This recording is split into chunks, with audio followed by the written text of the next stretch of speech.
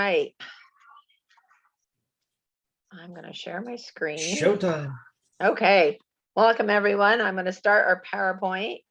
We have people joining, so let's give everybody a minute to join. Well, I think I should still. Everybody has time to join. Numbers are slowly going up. I'm going to go ahead and do this. You all see the PowerPoint? Yeah. Okay, good. Come on, there it goes. Let's Okay. give everybody another couple of minutes because it's still before 7. Yep. If you No, don't no mind, problem. because I we don't- still have numbers going up of the number of people participating. Fabulous. As I sent it to. Carolyn says, hi, Sonia, Lonnie, and Lisa. Mhm. Awesome. And everyone else. Oh, wow. 24 already. Good. Hi, Carolyn. So glad you could join us.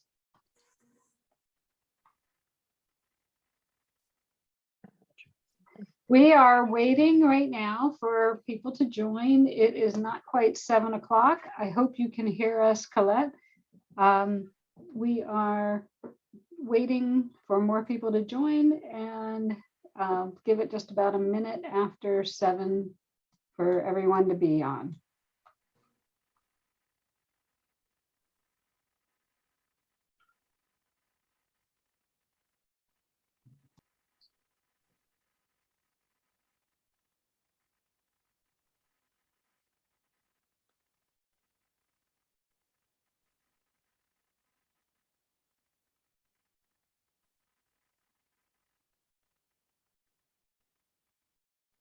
I feel like we should have music going.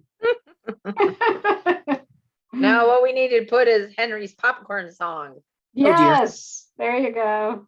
Oh, next time I'll ask Henry the name of it and try to figure out how to do that. I'll That get would be fancy and great. try to add music. The wake up music, Yep. reveille. It Yep. was pretty awesome for when we had the Red and Tie Championships there, like in 2017. Courtney Kruger did a really awesome video of the whole competition with all the pictures and videos that people sent in, and so he started in the morning with the sun coming up and with Henry's music, and it's amazing how it hits you every time you hear that. It's pretty cool. Karen Neuenschwander said that she was playing the music at her house back over in Texas, and her boys were running around the house screaming, "No, no!" I thought that was cute. You got PTS from hot buttered popcorn, huh? Exactly. What I will do is I will see. I will challenge myself and see about adding music. Not, I'll just put it on my phone and put it up here. All right, we are a minute It's after. not an OD ride without it. Yeah, true. That is very true. I bet you could put that as a ringtone on your phone. Oh, that'd be fun. Wouldn't that be awesome? Can make it the tone for all the OD board members. Yes. Oh, that would be Lenny calling. Don't answer. We still have a lot of people trickling in, actually. One person's raised their hand. Dave has raised his hand. Dave, Hey, do you have a Dave. question? Dave Franklin? Oh, hi, Or Dave. is he just waving? Oh, just saying hi? Hi. Go, Dave. I think while we're waiting, right. I think while we're waiting for 7 o'clock to hit, we should tell people what an amazing day we had last Saturday and how much was done on base camp. Oh, I think that Lonnie, talk about it then. Go for it. So Diane organized this, but we had a ton of people, and then Lonnie, let me cut in. I don't yes, think please. you can hear us. No, Carolyn asked, should we be hearing you talking? Uh-oh. Yeah.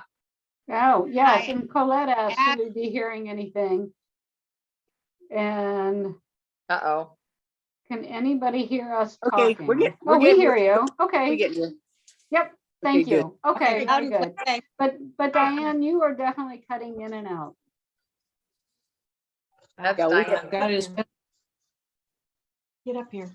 Go Okay, ahead, well, you Lonnie, want go to, ahead. Lonnie, go ahead Yeah, about well, base just camp. in brief, because we're going to get started, but Susan Trader organizes us by making a big poster board of all the jobs we had to do, and there were 50 or 70 jobs to do, including planting flowers around the pump house. And the most amazing things that happened was that Bob and Janice and Dave Franklin built a permanent pen for the raffle horse, because whenever the raffle horse comes every year to the Old Dominion, we have to bring corral panels and set it up and things like that. So now they put up in just this totally awesome permanent round pen for the raffle horse. But everybody brought their zero turns, and we did a lot of mowing and weed eating and trail clearing and water bar making. And it was just a super, super day, and the place looks amazing. Stop. That's not nice. Lay down. Okay. What do we think? Are we ready to? I think I we're think we ready should to jump rock right and in. roll. Yep. Okay, so numbers look like they've steadied out a bit. Okay, so everyone, welcome to our webinar. This is the one right before the Old Dominion ride. We've got less than a month away. We've done a lot of different webinars, getting you ready, getting questions, and our last one with the expert panelists, that was really fun. But now we wanted, maybe you have some lingering questions about the Old Dominion. And so we wanted to present an opportunity that you could ask your own questions. And also we'll present some information too that I think you'll find useful. And I will let you know, we've been all suffering some technology issues. So the fact that this is up here and I think it's going to work makes me really excited. So again, yay, it went forward. Again, we have the same people that was our other webinars that we've done. We have Lonnie and Terry, Diane, and myself, and there you have our email addresses if you have any questions, and a brief bio of all of us. And then Diane, are you here? I'm here. Oh, yay. So now we're going to actually start, and we're going to start with our third slide. And this is going to be talking Diane, our incomparable ride manager. Go for it, Diane. Just a summary. We host 3 rides a year. No Frills has already happened. We had 88 starters in that. We had 100 entries, but only 88 started. We're coming up on the big June ride and the national championship. I kind of want to reiterate that we're hosting the nationals, but we're also holding our regular OD ride in conjunction. So Thursday, the 9th will be the national championship 55. Friday will be our normal open division 25 and 55. And on Saturday, we will be running the 100 national championship along with our open division. And I want to clarify some misinformation that's out there on Facebook. The national office keeps saying that the open 100 will start shortly after the national 100. And I've had some questions where people are sponsoring, they're doing the open and they're sponsoring a junior in the nationals. It will start at the same time. And then in October, we host Fort Valley. We will still be doing the Triple Crown this year. If you are in the open division or nationals, those miles will go towards the Triple Crown if you are an OD member. And we are sanctioned by all of those organizations that are listed there, ARC, ECTRA, OATS, and SIRA, Southeast Endurance. Okay, thank you, Diane. Now we're going to go. We know that you have been conditioning and getting your horse ready, but after our discussion last night, we decided y'all need to listen to Terry to talk about actually. And before Terry goes, let's just remind them that we're doing it slightly different, that we'll answer questions as we go instead of Yes. waiting to the end. Yes, and so, but we decided we want to let Terry get started with this.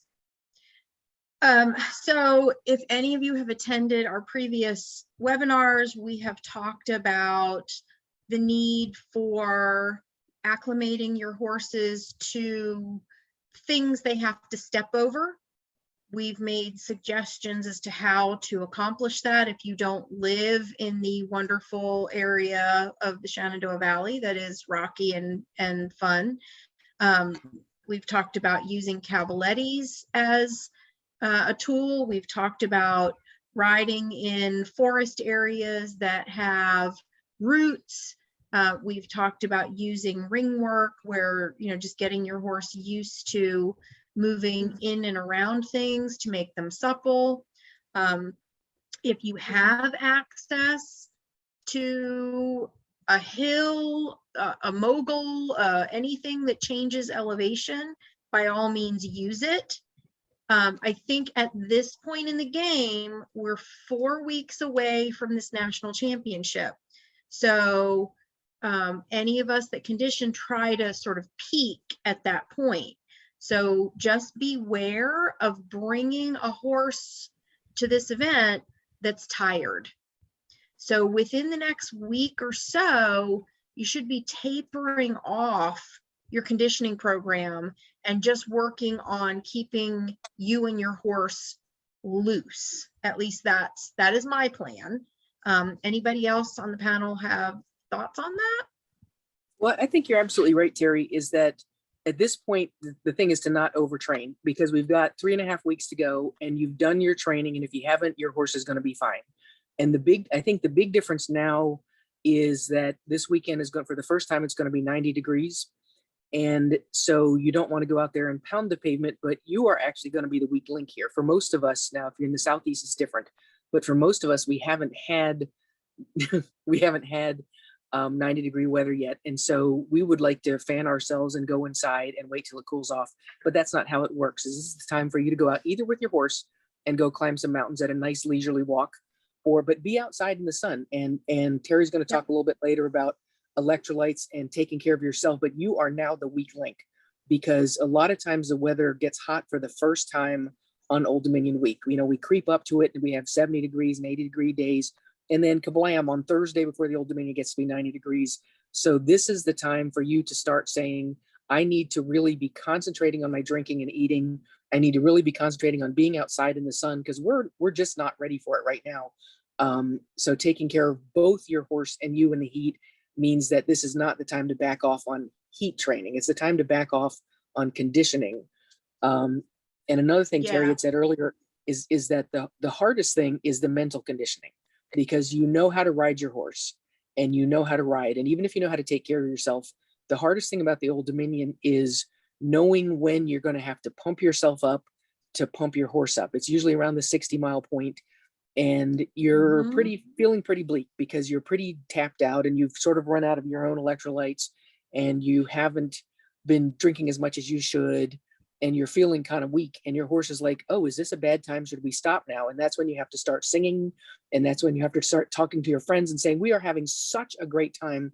Because once you get over the hump on, and we're always talking about the Old Dominion, about the 100, but it counts on whether you're doing a 25 or whether you're doing a 50, is that once you know, if you're doing a 25-mile ride and you turn the corner and you've only got halfway to go left, you've got 13 miles left and then 12 miles, you're counting down, you've done the hardest part. And that's when you have to start psyching yourself out by saying, I've got this. This is something I can do. And it's really the mental preparation that even when things hurt and things, when you feel woozy or you think when things aren't going right, you have to be tough mentally to say, my horse is feeling great, so I'm not going to be the weak link. Exactly.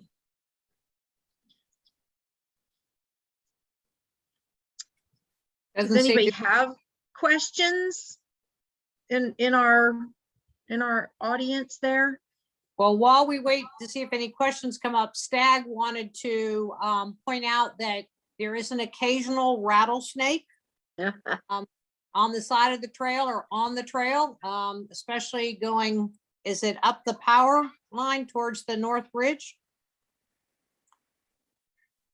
So yeah, so the power line, it basically, I've seen them when we've gone down there to train, and I've seen them during the ride. What they like to do is in the heat of the day, they kind of warm themselves on the rocks. So you just have to, the point of this exercise is pay attention to what you're stepping on. So, you know, you're always looking at the ground. Is it a rock? Is it you know, a rattly thing? Is it, you know, a hole? Is it whatever? So as long as you're looking out for them, then you won't end up stepping on one. And they don't like us as much as we don't like them. So I've always had them slither away whenever we came upon one. But it's the woods. There are things that live out there. Mhm. There are bears.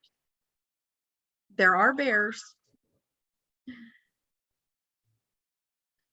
Okay.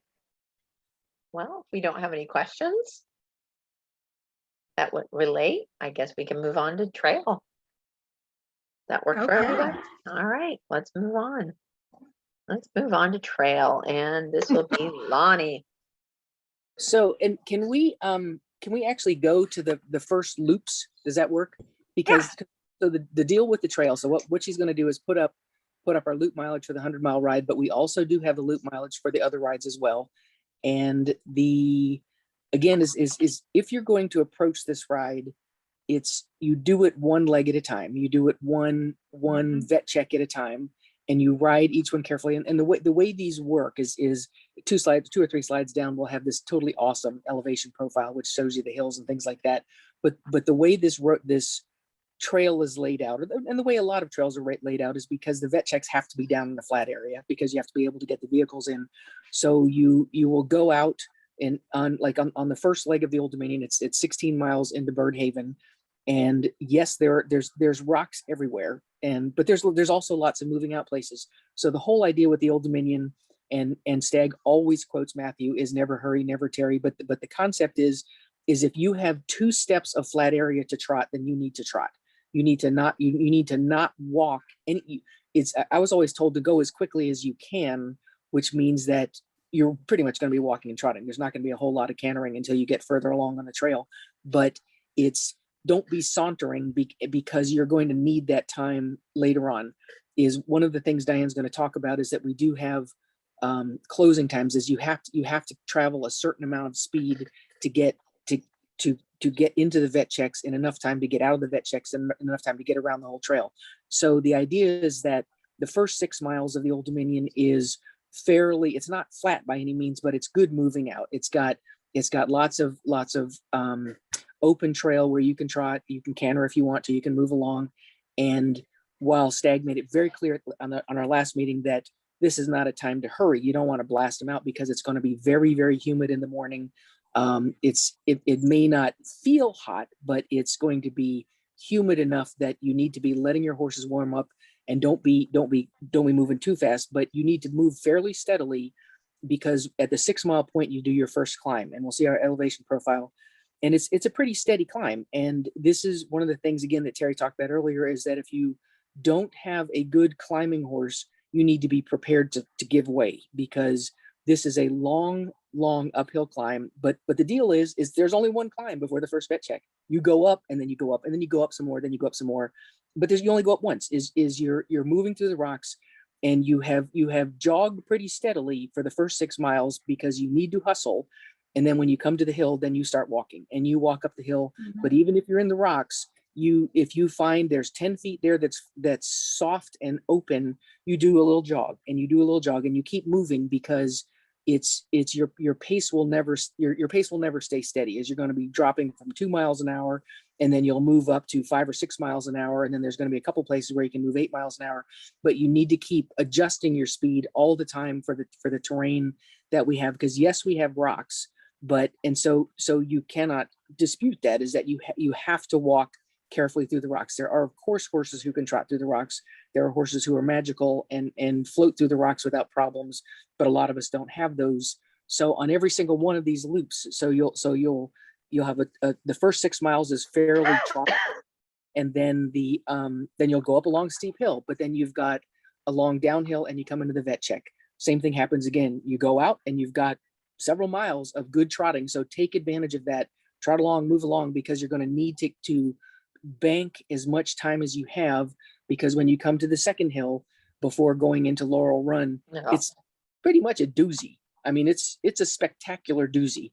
and it's a beautiful, gorgeous doozy, but you won't be making much time on it. So again, you go up a steep hill, and you go down quite a steep hill, and then you come down into Laurel Run. And so while you're on the hill, you're not going to be making very fast time. So when you come down to the bottom of the hill going into Laurel Run, you do again need to roll along. We're not talking cantering or galloping unless you're good to it, but you need to move, and you'll pretty much have a good idea of where you're coming in you'll know when you're coming into the vet checks. So they don't pop them up on you. I mean, so you'll know when you need to back off and walk in, because the deal with the Laurel Run check is that we don't have crews in there, especially in the morning. We don't have crews in there, so it's in your best interest to not come roaring in with a horse who's hot and gasping, because it's going to be harder for you to cool it off without your normal crew there for you. We have lots and lots and lots of people there to help. We have lots of people to hold your horse, and there's water there, and there's tons of supplies, but you won't have your regular crew there. But again, the same thing happens to that for Laurel Run the Bucktail, is you go over another pretty doozy of a mountain. And so the entire day you need to, when you leave the vet check and your horse has had a rest and your horse has had it's rehydrated and it's refed, that you need to keep a pretty steady pace, because you're going to come to a place many, many times along this ride, whether it's the 50th or 25 or the 100, that you have to walk, and you're going to cut down to a mile and a half an hour, and you're going to be thinking, I'm not going to make it. But as long as you've got a couple hours in the bag, as long as you say, I still have, if I keep going with this pace, I've got a couple hours that if I have a total disaster, I can still make up the time. And that seems to me to be the deal with the trail, is that there are many good areas. So use them to your best advantage, because the hills will slow you down. And Lonnie, I want to interject. We have some of the biggest issues, people going from Bucktail to Waits. We now have the mileage right, but a lot of people come into Waits Run comes up so quickly. They come into Waits Run way too fast, and it's a gate and go. You've got to get your pulse down to 64, and then you have a 10-minute hold. We have a lot of issues of people having a hard time getting their pulse down there. One, it's hot. It's probably like 4 o'clock in the afternoon, but also because people come running into it, not expecting it to come up so quickly. After that gate and go is the infamous mail trail climb. Yeah. So I think what Stag just pointed out was that so Waits Run is, and I don't even remember the mileage, we could add it up, but it's roughly 50 miles, something like that. And, or maybe it's like 53 miles, is you know when you've left Bucktail. Dad was talking about the into Laurel Run, into that hold.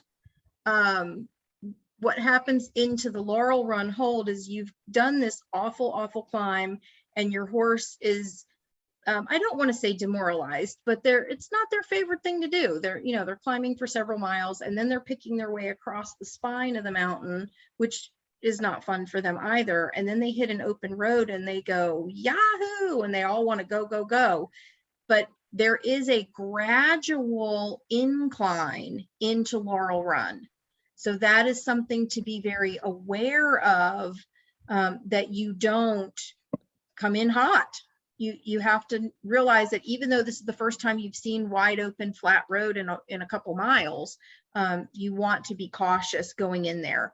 I think the same thing happens to you at Waits Run, because you get this beautiful wide open road and it seems like you should fly, but pay attention because it is a gradual incline.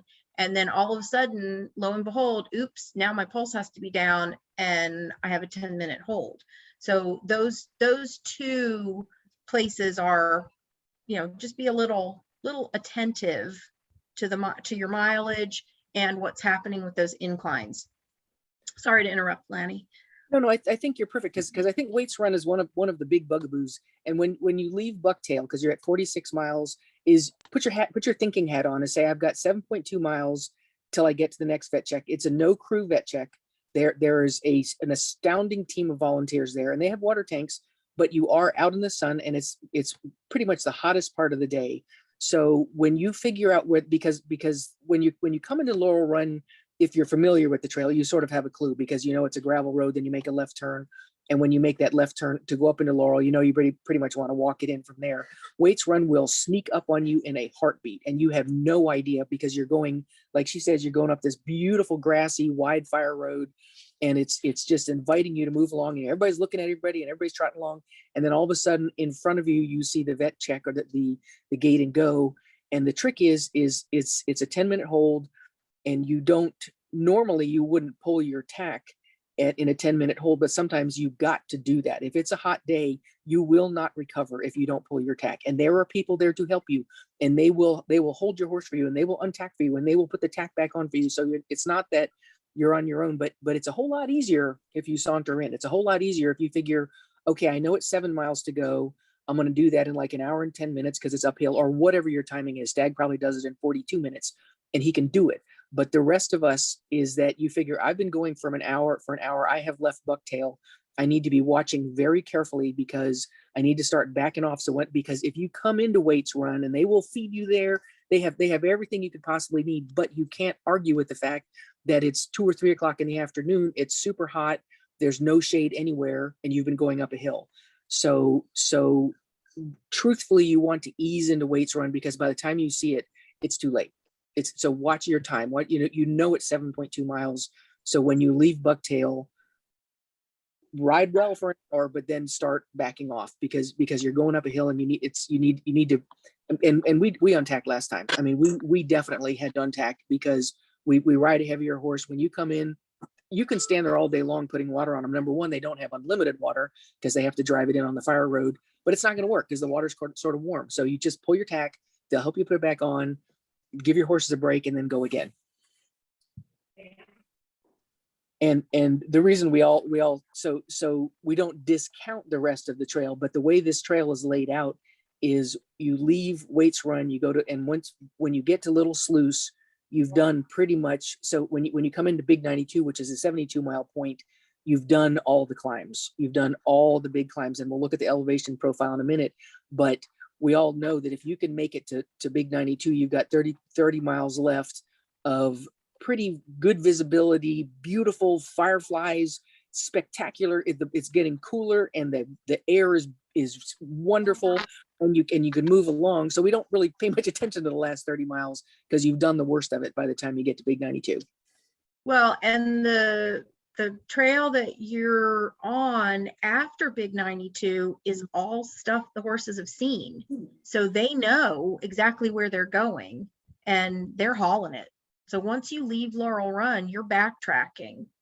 And that little piece between Big 92 and Laurel Run is majority of flat road. So even if it's dark, the horses are feeling fresh and they're realizing they're heading back, and so you can zip along that piece, and then after Laurel Run, it's everything they've seen already. They know where they are. They can smell the way home. Yeah, let's look at the 55-mile loops, because again, this is just obviously half the ride, and that's one of the things we didn't say about the 100 is that when you leave Bucktail and at the 46-mile point and you go up to Waits Run, and before you get to Waits Run, there's actually a physical place where you turn south, and your horses have been pretty much going away from home the whole time, and you may not know where home is, but they know where home is every step of the way, and if you turn them loose, they could find their way home. And there's a place before Waits Run where the trail turns right, and the horses are like, I got this. And so even though there's a lot of rock in between me and home, they are being dragged home by the force field from that point on. And that's a pretty spiffy place to be, is to say, okay, I'm not fighting the force field. I'm now working with the force field to get home. And then the 55, again, I apologize, Wani, for I missed my edit for vet check 6. That should be vet check 3. Oh, cool. Well, that's right. There you go. So again, on the 50, and one of the things that we have on the 50 is that we do have people have trouble making the time because you just need to bustle along. And that just means that you need to walk and jog, because it's, you may think I'm doing well at 6 miles an hour, but then you're going to come to that first hill. And the first hill is not even the most exciting one. So you're going to come to the first hill, which is you can pretty much walk and jog and climb up to the top of the first hill. And it's, I think you go like 11 miles, something like that. You come out to a radio tower at the top. You got these astounding views of Virginia, where it's all the pastel colors, and it's absolutely gorgeous. There's water tanks at the top, lots of water tanks at the top of the first hill, like at 10, 11, 12 miles, something like that. And then you go down this very, it's several miles of gravel road. And again, that's something where you do want to be careful, is you don't want to be just blasting down a semi hard packed road back into the vet check. You want to actually ride your horse. You want to actually collect your horse and use your skills, and don't just let it thunder along heavy on its forehand. But so going into base to vet check 1 is the exact same thing you do on the 100, is you go out about 6 miles and you want to kind of putter right along there. And then you go up a very steep hill and you curse and mumble and swat flies and things like that. You go along the top of the spine and you're thinking, when are we going to get to the radio tower? When are we going to get there? Once you get to the radio tower, everybody has a huge drink and sponges off. And then it really is downhill into the vet check. You go through the vet check and do the exact same thing. You backtrack a little bit, you come back out. When you're going down that switchback gravel road, you're zipping down the switchback gravel road. Keep an eye out to your left. Is about 2 switches from where you get down towards the vet check. You're going to come back out of the vet check, come back up that gravel road, and then peel off, which will be on your left as you're going down the hill. So just keep an eye out to your left, where you'll see the trail going off. You still have to go down to the vet check, but then you come back out and the trail will go back off into the woods back to the north. So again, the same concept is there, is that you'll go into the vet check, you come back out, go up this fairly spectacular climb. And it's not even the going up that makes you want to curse. It's the coming down that's pretty exciting. But then you come down into Laurel Run after thinking that you've just met your maker. And again, just as Terry was saying, when you come into Laurel Run, is you come down the hill and you hit this gravel road. You think, woohoo, I got this, and you'll kind of roll along and you'll do maybe a couple miles along this gravel road, and you're thinking, when are we going to get there? When are we going to get there? You come to a T intersection, turn left. I mean, it's a road, it's a clear intersection, and your vet check is very close. It's like a quarter mile up the hill, so you probably want to walk in from that point. So when you get there, your horse is nice and cool and relaxed and is not puffing, so it can actually eat and drink and have a good time. And it's 3 miles. It's when you get off a Laurel Run Trail onto the gravel road Lonnie's referring to, that you're going down, down, down. It's 3 miles of steady down. So you don't want to saunter. I mean, you want to use that time, but you do want to come in slow to Laurel Run or to any of these vet checks. Do you have thoughts about that, Terry? There is having done this ride. Oh, okay, go ahead, Diane. No, I was just going to interject. Lonnie was talking about it making hard to make time, and that is when it was a 50, but the mileage was 52.3 or 4. We've added that half a mile, so you now have the time of a 55, and it's 52.5 mile or 52.8 miles, whatever. So you actually have an extra hour and 15 minutes now, and that has really improved people being able to make the time on the 55. Right. Now, the very cruel joke to all of this is that when you are arriving at Laurel Run, the pull from Birdhaven to Laurel Run is challenging. I'm going to use that word. I have seen people whine, cry, throw tantrums. It's an interesting piece of trail. It's not easy, not for the faint of heart. But now, in order to make that 55-mile distinction, you see the people waiting for you at Laurel Run, and you have to go right past them for, what is that distance, Diane? A mile? 1/4 of a mile. What? No, 1/4 of a mile to get clothespin. A quarter of a mile. It feels like 10 miles at that phase of the game, because you see them waiting for you. Here's this oasis of comfort, and you have to go past it to get your little marker, and then you can come back to those people who are waiting and wanting to help you. So at that point, you know, it is a very cruel joke, but that little extra piece gains you some time that will help you. But that piece from Birdhaven to Laurel Run, just make sure that you are using all of your wits and managing your horse properly on the conditions that you're on. There's a lot of goat path type things. You know, I've been on that trail with newer riders, and they're like, how is this even a trail? Because you're scampering from rock to rock.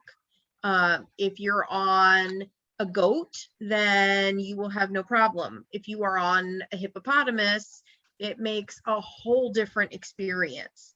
So, you know, you have to manage and coddle just a little bit more to get through some of that stuff. So just make sure that you are alert and aware. Just to stop for 1 second, Peggy Thompson, you have your hand up. If you can put your question in the chat, we would be glad to address your question or your comment or whatever you have. But I know that you're not able to come off mute. Yeah. And one of the things I have to say is that up to this point, all our webinars have been all about, you can do this, this is fun, this is fun. And all of a sudden we're kind of talking like it's kind of tricky, but this is the ride that we live for. I mean, this is the ride that is worth it, because if you gave us a choice of going to the Goethe 100 in Florida, that's okay, but you're doing a lot of miles in the sand, making little loops and coming back to the same vet check, and you don't see the countryside. You're just marking time. And we live for this ride, because you really feel like when you and your horse do it, when you come across the finish line, if you don't cry, there's something wrong with you, because your horse has just done something amazing. And so while we keep talking about how hard and rocky it is, we can't wait to do it. I mean, we can't wait to go there, because when you're climbing with your horse, you're thinking, you are amazing. It's not like you're not going fast enough, or my left leg is starting to hurt, or this and that. You're thinking you are a god.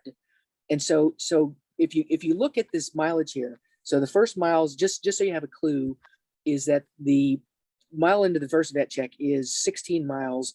And those of us peons usually do it, what, Terry, in like 3 hours? How long does it usually take us? It's So I've actually been studying Diane's analysis of 5 years worth of how long it takes people to travel this trail. Those who go very, very fast do it in just under 2 hours. Wow. That's not me. That is not me. I'm saying there have been people. And then you have another group who take as long as 3.5 hours. So That's a big yeah, spread. absolutely. I think the average, like there's the majority of times that I've done it in the 2 to 2.5 hour range, depending on, am I on a horse that is younger? Am I on a horse that is newer? Am I on a horse that is more fit?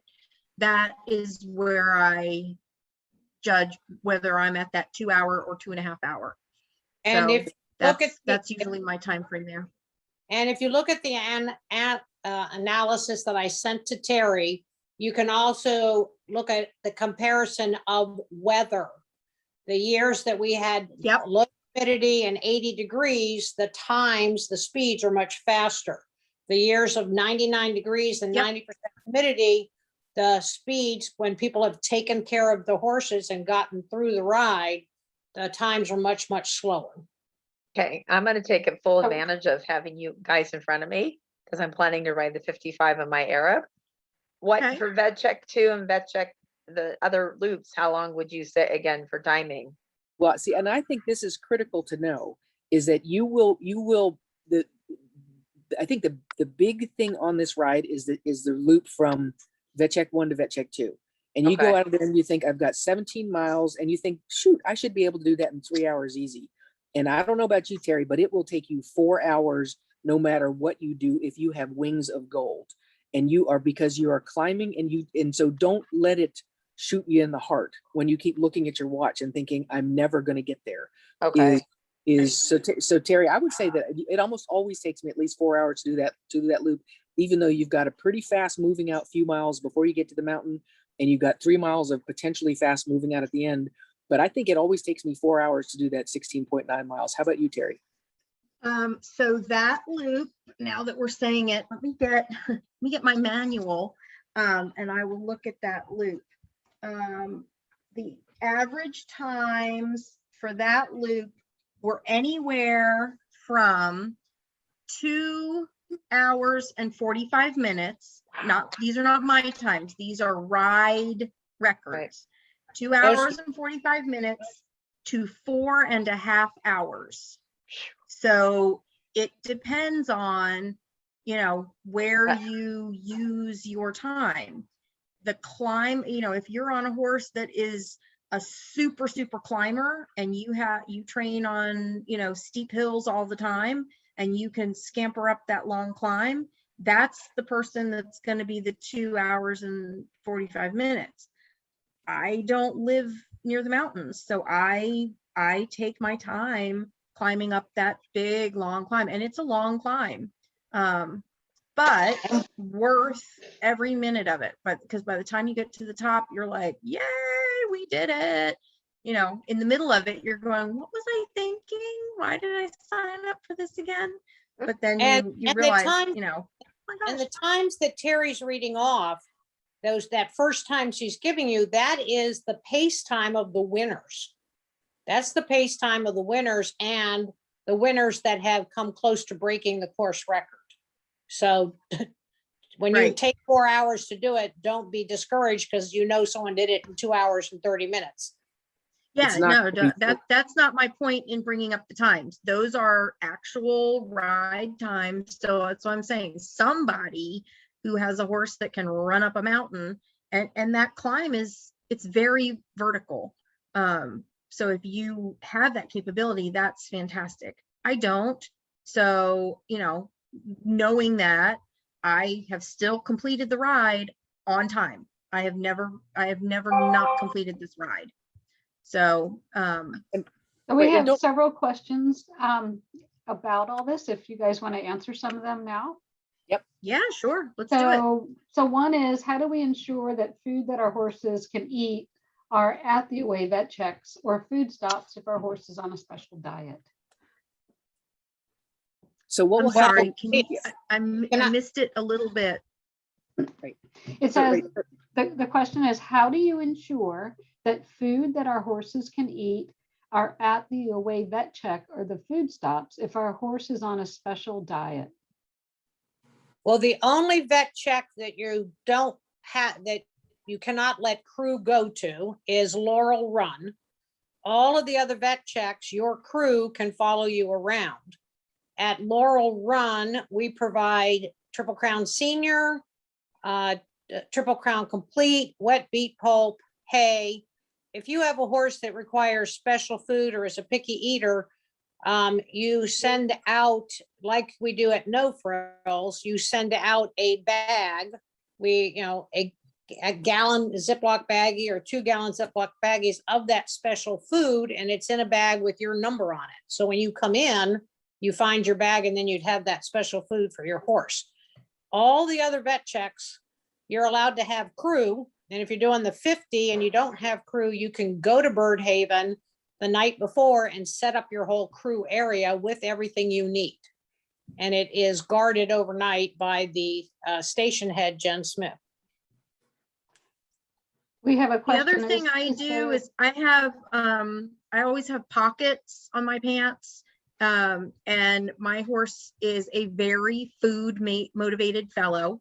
I always have snacks, always. And all the horses that ride with me know that I am the snack lady.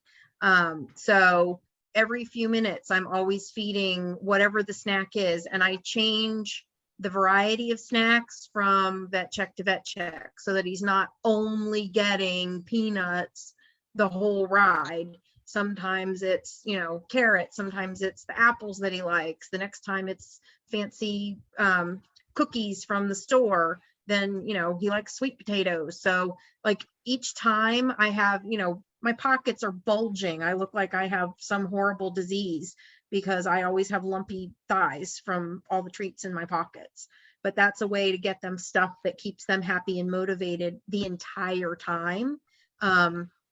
He never has anything less than A's on gut sounds. At least I think Question of, is there natural water on the trail? gobs. Gobs. Lots and lots and lots. And it is marked with either W's or with blue laminated signs that say water with an arrow pointing towards them.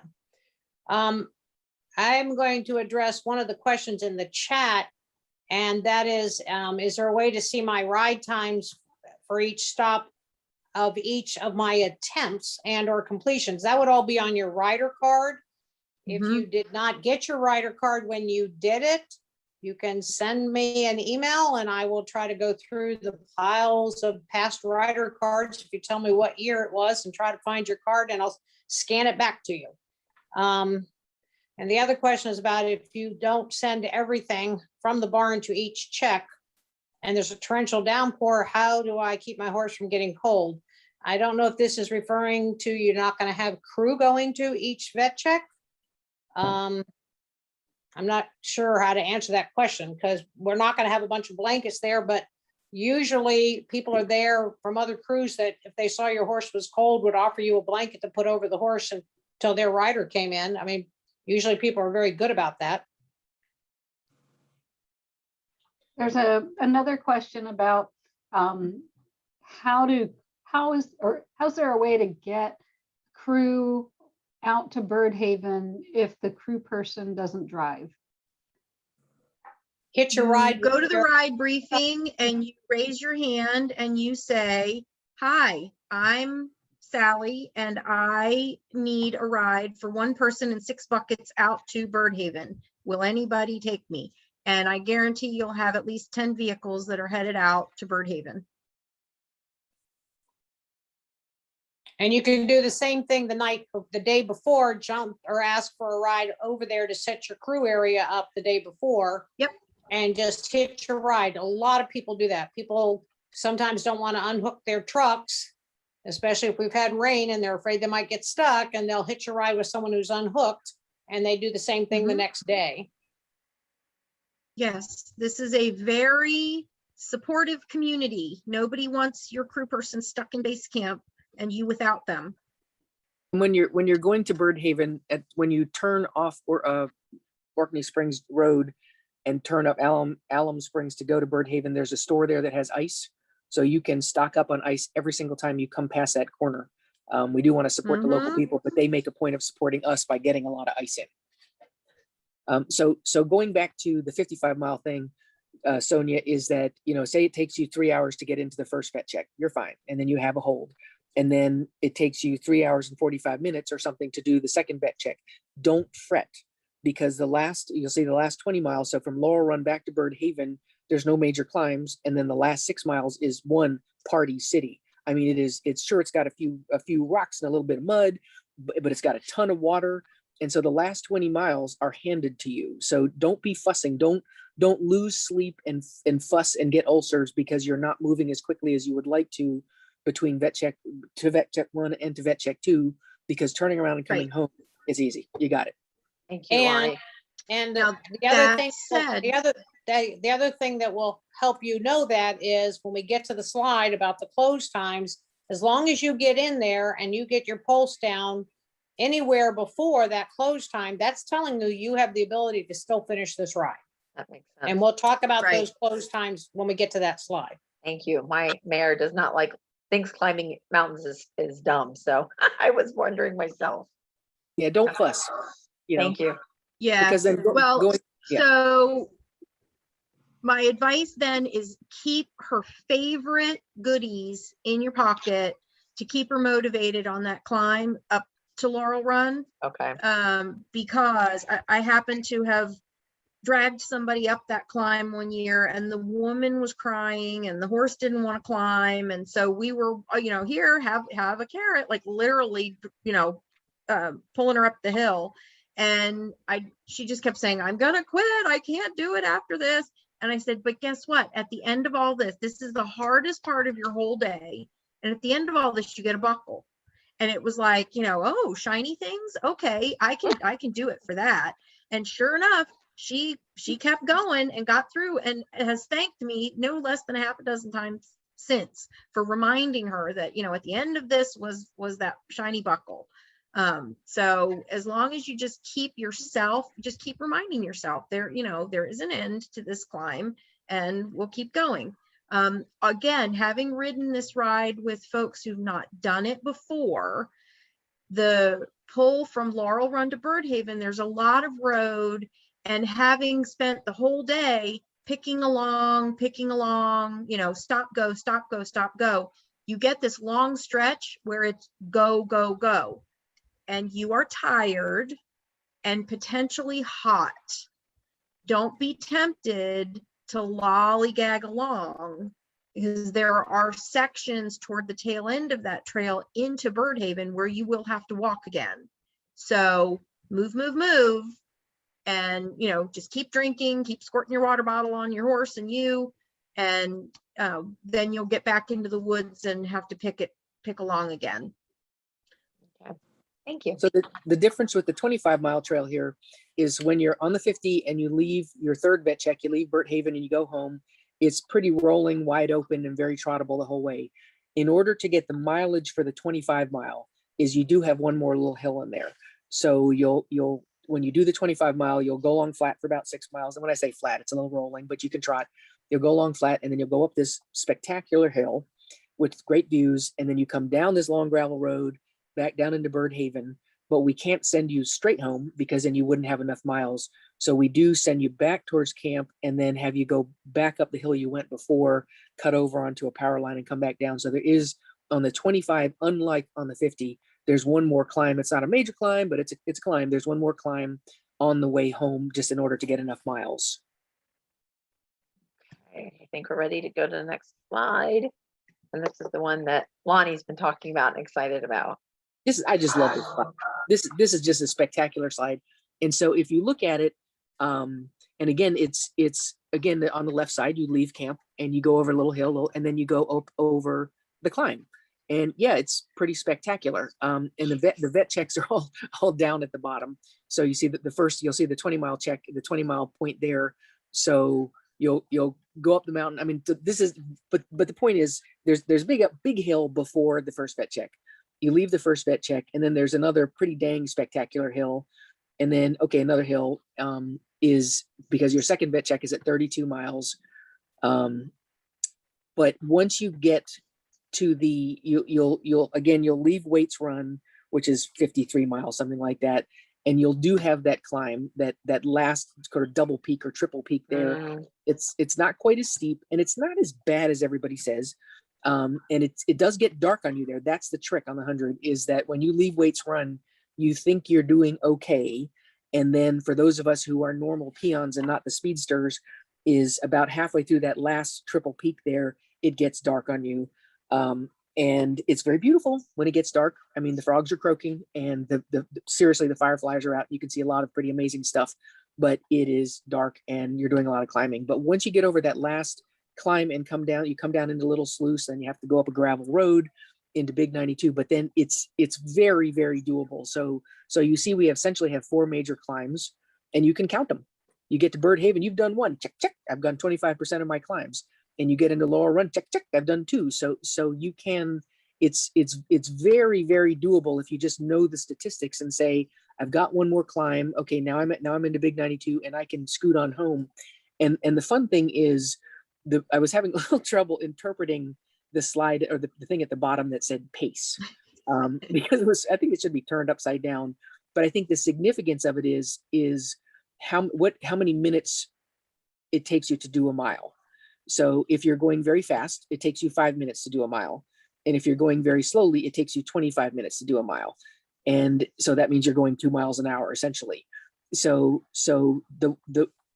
the pace chart corresponds, of course, exactly with the upper chart. So every time the mountain goes up, your pace goes down to 25 miles an hour. And I think the key to that is that, and you, of course, you can see where the holds are because that's when it drops straight down. And I like Jamie's question. Oh my gosh. I this is know, awesome. right? How dark is it? Hmm. I don't want to know. It's, If the moon is out and the stars are out, it's pretty bright. And if it's overcast, it's pretty dark. we have a lot of trees.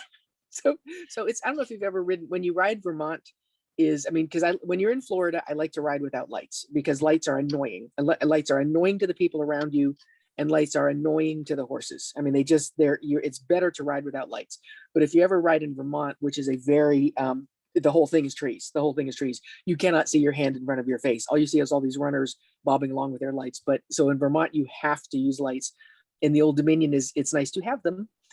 It's nice to have, and again, when you ride at night, like all these experienced people are, is you have your headlamp, but then you also have a hand lamp, and like she says, if the sun is shining, you're okay. Because if you're having to use your light, you're going pretty slowly. You're not going fast with your light. You're picking your way through the rocks.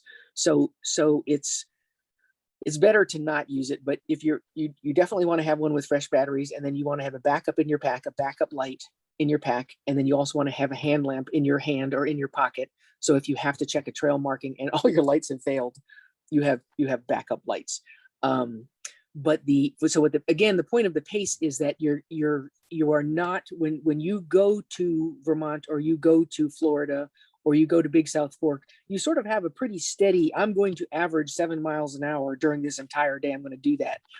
You can see from this pace chart that you don't, is you go between doing a 5-minute mile to a 25-minute mile, and you do it constantly all day long. And so that means that there's going to be a lot of those 25-minute miles out there. So you need to bustle right along. It doesn't mean you're going to be going yeehaw clap, with your elbows flapping, but it means, again, if you have 10 or 20 feet of trail in front of you, you need to be jogging. And if the person in front of you is not jogging, go around them.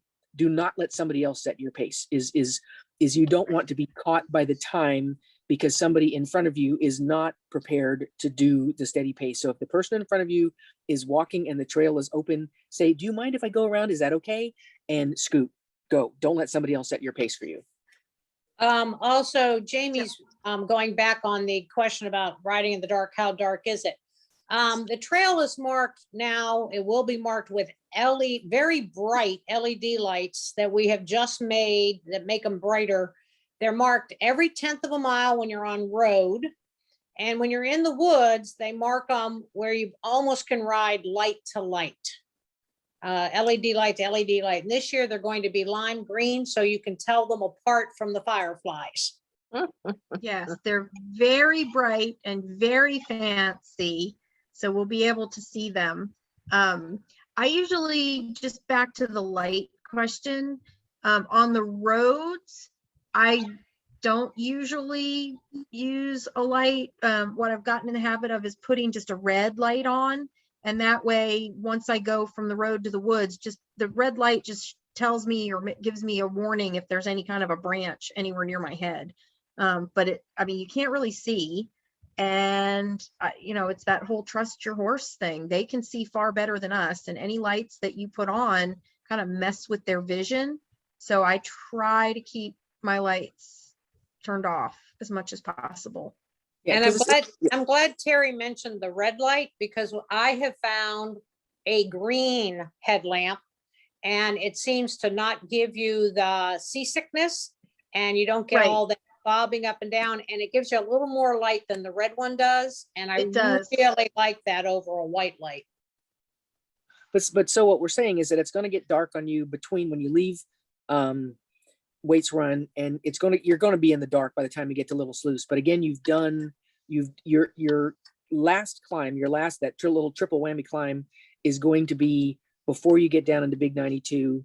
And then after that, it really is gravel roads with a couple of little detours around it. I mean, yes, there's stuff between Laurel Run, but by the time you've survived the first 4 major climbs, is the stuff that's between Laurel Run and Big and Birdhaven is kind of like, yeah, whatever. But so you won't be needing your light all the time, because as Terry was saying, is if you're trotting along pretty good on the roads, then you are you're outriding your light anyway. So just leave your horse alone, let your horse see it, and let your horse find it. And a couple of years ago, I had the great pleasure of drag riding the last 32 miles with Tom Hutchinson, and we started with fresh horses, and the weather got cool and the weather got nice, and it was pretty funny because we were having a hard time keeping up with. So obviously we're following the last riders. I mean, we're not following the front riders. We are following the last riders. We were having to hustle and trot and canter the whole time to keep up, to even come close to touching the last riders on the 100. It's that much fun to come in. It's that much fun to do the last 30 miles because you are going home, the weather's cooling off, and your horses are like, I am so out of here. And as with fresh horses who are experienced horses, we had a hard time keeping them in touch. It was pretty awesome. Very cool. Okay, I think we've talked about trail. Unless there are any questions, Lisa, I'm gonna go on to the next slide, which will be tack and I am equipment. not seeing any additional questions. Okay, I'm gonna move on now to tack and equipment. And that would be Lonnie, I believe. Yeah, and I'll start out because we've already talked about tack and equipment. We've already with 3 weeks to go, you're not going to change anything. So one question we were asking ourselves as we're going through this is what extra information do we have that's specific to this ride, or because obviously what's different from this ride than from Fair Hill or from et cetera is that we do have, I think the key is a lot of steep downhills. And it's not just a 50-yard downhill, it's like a holy crapola, couple hour downhill by the time you get to the bottom. So the things that they're showing you here is some of you will ride with the crupper. There are probably, okay, you have to have a breastplate. I mean, your horse may be able to ride without a breastplate, but a breastplate will a couple times, at least on the first 50 to 60 miles, make a big difference for you. It's kind of like if you go to Tevis, you better have a breastplate. It's going to go really badly if you don't. On this one, unless your horse has the perfect back and the perfect saddle, a breastplate will really, really, really help you keep in place and give you something to hang on to while you're climbing up the hills. The next question is breeching or a crupper. And I haven't actually used a crupper, but I know a lot of people do, because there are a couple of times, if you have a horse with low withers, there are a couple of times when you're going down a hill on the first, but coming into Bird Haven, but more so coming into Laurel Run, where you're climbing down and you're on a trail. When I say you're climbing down through the rocks, you're not climbing down. Well, okay, you are, but you're dropping down sort of from rock to rock, and you really, really do not want your saddle to go forward. That would be like a real bummer. So on some of our horses, so we started using a breeching. Steve Rojek started this, or at least we became aware of it when Steve Rojek started doing it, and he carries it with the Sleipner gear in his company, but there's a couple other companies that do it. And it is, of course, it's not something that you want to start now with only 3 weeks to go, but it's something to think about, is that if you've got a combination of a breastplate and breeching on your horse, and I've never had a horse who didn't adapt to it, it makes you feel like king of the world, because your saddle, you don't have to worry when you're going down the steep hills. And so, because one of the reasons why a lot of people use breeching is because you start getting armpit rubs. And we've all had to deal with those, and we've all had to deal with it. It's not, I mean, so girth rubs are one thing. Girth rubs are something that you have to watch out for. And Terry has a system that she uses for her girth, and we have a system that, so personally, we always use the neoprene girths, or we started really using the shoulder relief girths that are cut back away from the armpits. But what a lot of us have had trouble with is armpit rubbing, which doesn't relate to the girth. I mean, if you're trotting if somebody were trotting next to your horse and your horse is starting to say, I'm getting these thickened, red, painful armpits, it's not your girth. I mean, you stand back and look at it, and your girth is 12 inches away from your armpit. So we're all still scratching our heads about this.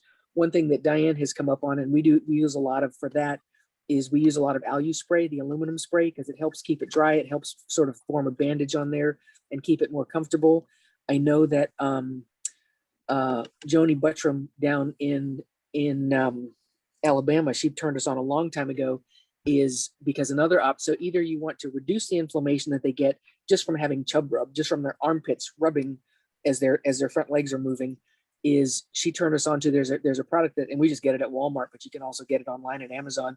It's a product called Smooth and Shine, and it's a hair polish. It's not for me, obviously, because I don't even wash my hair, but it's a hair polish that when you, it's like super show sheen, because you do have an option of show sheening your horse's armpits, but is that really going to last 4 hours into the next vet check? And Smooth and Shine is just one of the many options for hair polish. It comes in this little 4-ounce bottle or something. And if you put it in your hand and then smear it on your horses up in the armpits and then down along the girth, is that it really, really reduces the chafing and the rubbing you get, because that can, I mean, Dawn Hilliard is the classic example of somebody who just got chafing and rubbing and ended up just having to ride without a girth. And so that's something we'd all rather not do. But so that's why your normal tack for normal flat landing is going to be a little trickier than you're because you're not going to be going flat. You're going to be climbing up some steep hills, so you really, really need to consider a breastplate, and then you really need to consider some sort of braking system. And then as far as the bridle goes, I just have an interesting. So for me, last year riding the Old Dominion, is we were doing the 25, and we came out of the pipe. We left Bird Haven. We climbed back up the mountain. My horse really, really, really wanted to get home. And we turned onto the pipeline, which was sort of, you come out of the woods, come out of the rocks, and you're in an open, it's a rocky area, but it's an open area, and it's obviously facing towards home. And he just blasted off. He just bolted off of there and dragged my whiny little patootie down those rocks at 5,000 miles an hour. So that's when I started riding with a totally different set of hardware. So make sure you have enough brakes. Don't be all nice and kind and sweet to them and give them something gentle, because there's some times when you want to have some serious control. Do not go down this hill fast. Don't follow those other horses. If I tell you to stop, you need to stop. So this is not the ride to be all sweet and cuddly and say, I'm just going to use the nicest bit I can, because they will take advantage of you when they see an opening. They'll like, I want to move now. And you're thinking, I'm going to die now. But so those are just some of our thoughts about the differences in tack here. The other is for this ride, and any hot ride, I usually do this, is not only starting with all the tack clean, but I will often have a saddle pad or a fresh girth at each of the holds, so that if the pad comes off and it weighs 100 tons and is soaking wet from the sweat of the humidity and everything, or the girth comes off and it's got sand or dirt on it, instead of trying to get it clean, just throw it in the bucket and bring out the fresh, clean, dry one, and the horses really appreciate that. We talked last night briefly about just doing kind of a all over head to toe, head to tail equipment check. I've noticed, my guy is getting a little more fit, dropping a few pounds. I ride in a Ghost saddle, so one of my panels needed to be adjusted as he's getting more fit. So just some small things like that. It's just a good time right now to assess and make sure that everything is in good working order. Nothing is, wearing through. Nothing worse than getting to a ride and having your stirrup leather wear through and having to MacGyver something new. So just doing all those checks is a good idea. And I think for this ride, the other, and Terry, we've talked a lot about this, is having those things in your bag like zip ties, baling twine, where you can fix tack out on trail if it breaks. Definitely. Okay. All right, we're gonna move on from tack and equipment to shoes, boots, and farrier. And I think this is to start with Diane. Okay, Dag already put this in the chat box. For this ride, as we've talked about the rocks, they eat the shoes. First, we have a requirement for this ride is you must have all 4 feet protected, whether it's boots, shoes, pads, but you have to have protection all the way around when you start the ride. I, for almost any other ride, carry 1 easy boot. Most people for this ride carry at least 2 spare tires, 2 easy boots, in case you lose a shoe on a loop. Now, the good part about this ride is we have 1 to 2 farriers at every single vet check. We have, I think, 4 or 5 hired, and they basically leapfrog from vet check to vet check. And Birdhaven they're is, good farriers. they're very good farriers. They're very high quality farriers. And so like Birdhaven is extremely busy. There's almost always 2 there, especially in the morning. When you come in there late at night, there'll only be 1. But all you've got to do is get yourself to the next vet check with your easy boot, and they will get a shoe on. They are very, very good. And Terry can even tell you the story of them rebuilding her horse's entire wall with the, whatever it's called, the epoxy, and her farrier couldn't get it off after the ride was over. We so went 2 full cycles with that thing on there. So, you know, even if you end up with a lot of damage to the foot, they will do everything in their power to keep you in the ride and get a shoe back on and protect your horse. Many people pad, whether it's pour-in pads, for this to protect the sole in all those rocks. And anybody else can chime in there about the shoes and versus boots or.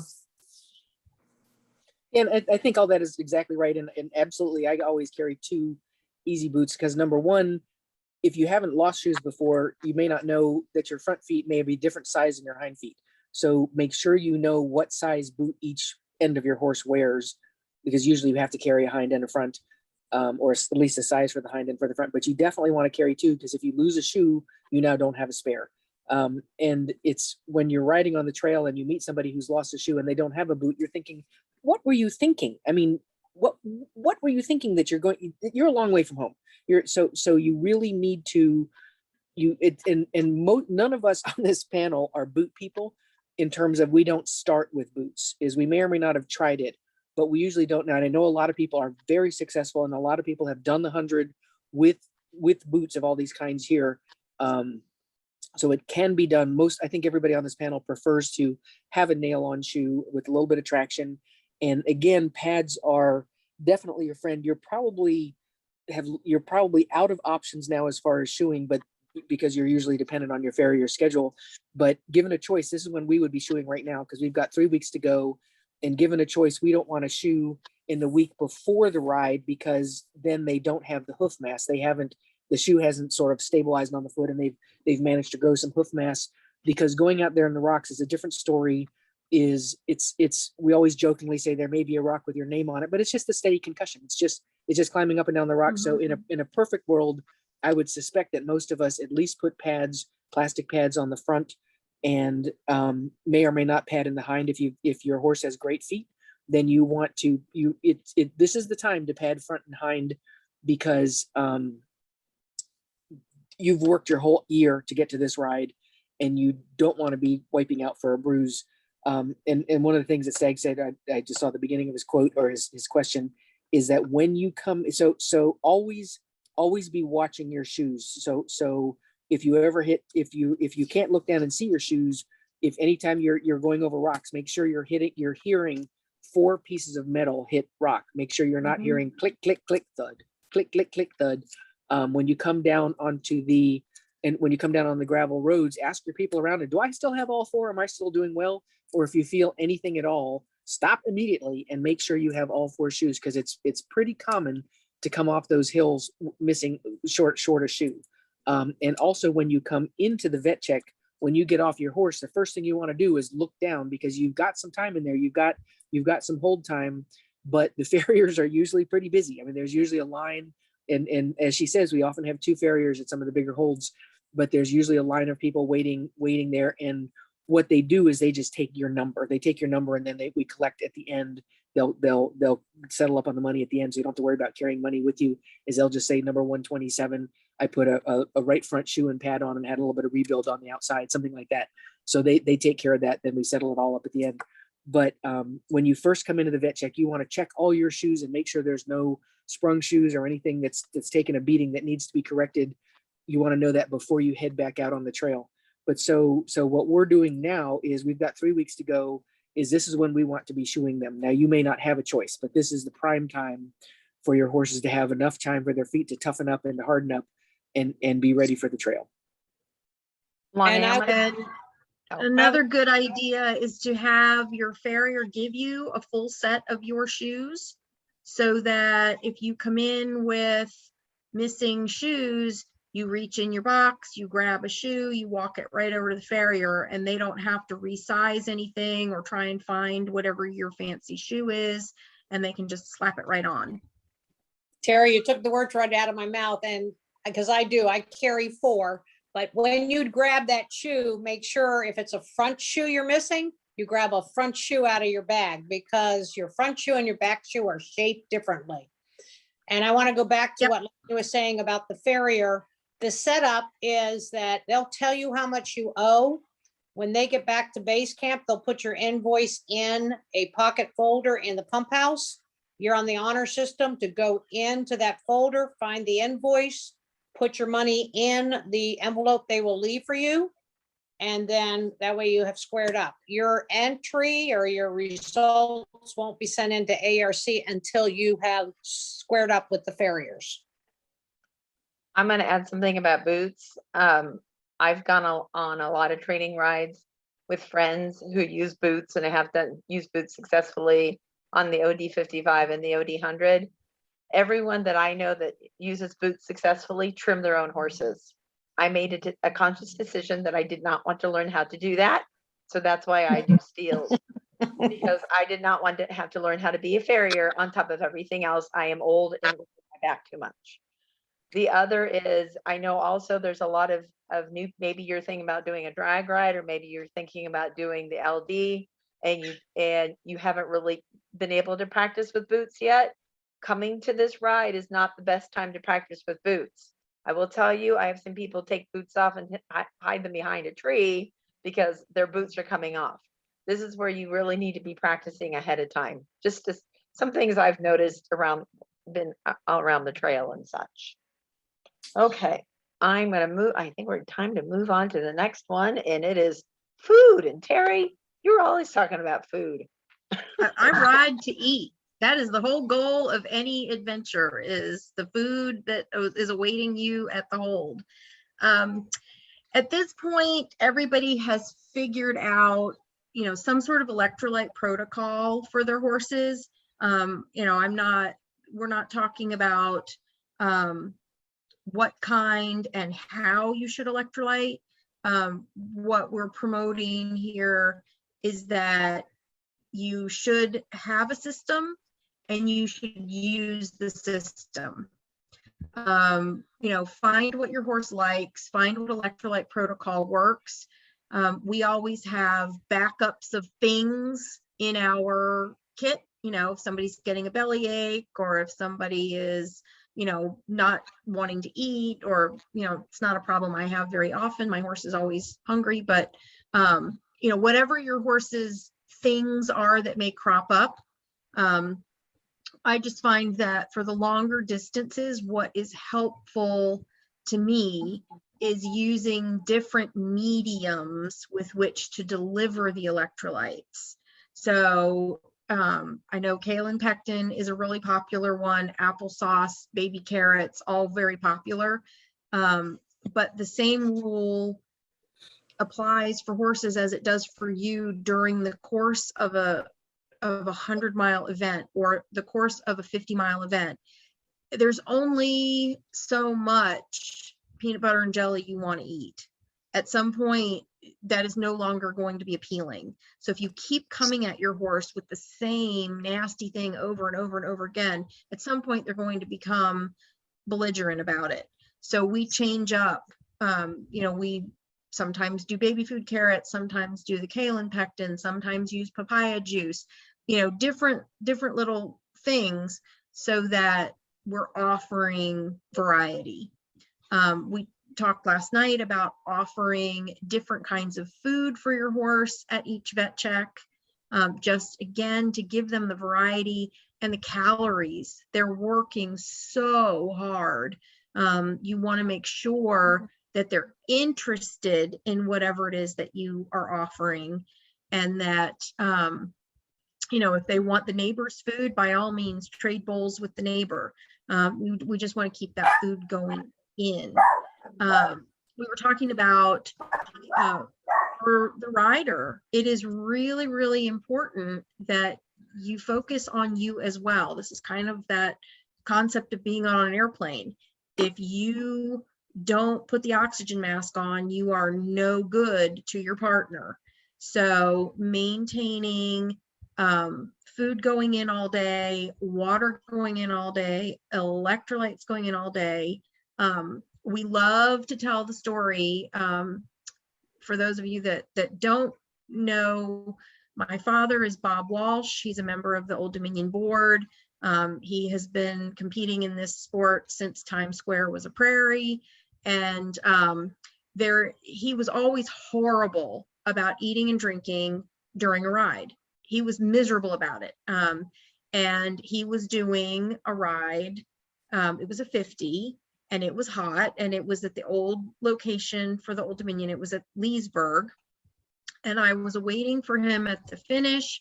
And here comes someone ponying a horse that looked very familiar to me that didn't have a rider.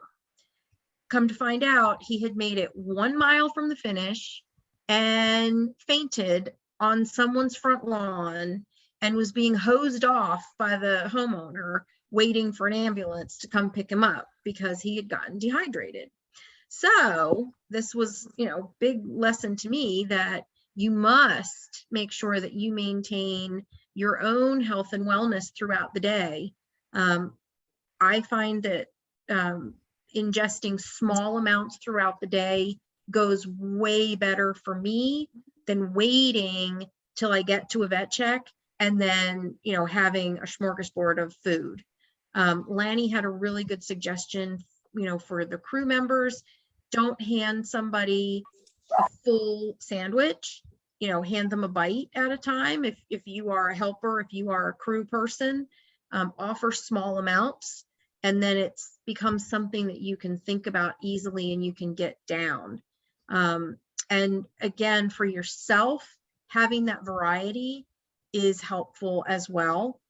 We all tend to eat foods during a ride that we may not normally eat. So, you know, plan to have an odd assortment of things at your disposal so that you can eat whatever tastes good and feels good in that moment, because it will change over the course of a day. Because I think one of the things we use a lot of that we don't normally think about, because we don't use it in is sodium. Is you burn a lot of sodium, because we spend all of our lives hopefully cutting down on the amount of sodium we eat personally for ourselves. I mean, you because you don't need that much salt. I mean, what is it normally? We're supposed to get 2,400 milligrams or something of sodium a day. And supposedly, if you're an ultra runner and you run a 50-mile run, and again, I would probably use twice this, but the average ultra runner uses 9,000 milligrams of sodium to run a 50-mile run. So obviously, we're not running, but we are out there in the sun and the heat, and we're exercising. And if you don't keep your electrolyte intake up, then you will feel either queasy, you'll feel barfy, you will feel fuzzy headed, and particularly you'll feel super weak. You'll feel like, and if you do get to the point where your sodium gets low enough that you start getting goosebumps, that's a really big warning sign. If you're climbing up the hill and you start getting goosebumps, your sodium is seriously messed up. So avoid that. Just avoid that. And so you can go to any biking stores, have the best supplies all. And so most like if you think that Gatorade is an electrolyte drink, it's not sufficient, because Gatorade has something like 80 milligrams of sodium per 8-ounce cup. So you'll have to drink 3.5 quarts to get up to enough. Whereas we use Succeed caps. They have electrolyte capsules for humans, and you can put 4 of them. You can roll them up in a little baggie and put them in a piece of your pack, and they'll sit there for years without getting beat up. But like one Succeed cap has 325 milligrams of sodium. It also has potassium and some other stuff in it, but it's got 325 milligrams of sodium in this one capsule. So you don't have to drink 4 glasses of Gatorade to get the same thing. and a lot of the gummy bears and things like that, they're really helpful because they have some electrolytes in them, but they don't have the volume that you need. So eat all the stuff, like Terry says, eat the stuff that you don't like you normally never eat bologna, or even lunch meat. Lunch meat has Salami. very high sodium. I mean, if you just look at the packages, because you think you can eat pretzels, but if you flip over the back of a bag of pretzels, some of them have 140 milligrams per serving and some of them have 600. So pick and choose. But what you're really going to have to eat a lot more than all the things that you normally avoid during the day. You're going to need them. And if you start feeling woozy, then you need to somehow get some electrolytes into you, and on a steady basis. Right. And drinking, don't start drinking just the day before the ride. You need to be well hydrated. And, that's the pro and the con is, being hydrated makes you feel really good. Yes, you have to pee every 5 minutes, but that is the lesser of the two evils. So being hydrated is super important. So one of the questions is what should the crew be doing? And if you are the luckiest person in the world, you have at least 2 people on your crew, and they are designated. One person takes care of the horse, and one person takes care of the rider. Because unless you're one of the really, really good riders, or unless you're Terry or Stag or something like that, you're starting to come unglued after about 45 miles. I mean, you might think that you're doing fine, but you're not doing fine. So No, I come unglued. I mean, you just the wheels start to come off a little bit, and you're not riding. So when you start to get weak, your riding goes to pot. So you're not helping your horse. You're riding too hard to the left. You're riding too hard to the right. You're not helping your horse's back. You're not helping its hindquarters. So you want to be as stupendous every second of the day that you can. So your core is good. So you're sitting up and supporting your horse rather than being a sack of potatoes. So what your crew needs to do is, when you come in, if you are the luckiest person in the world, then you have crew to take care of your horse. This is not always what happens, but the horse needs to be attended to every second of the hold. That doesn't mean you need to pick at them. They need to rest. They need to rest and be left alone, but they need to be stared at the whole time.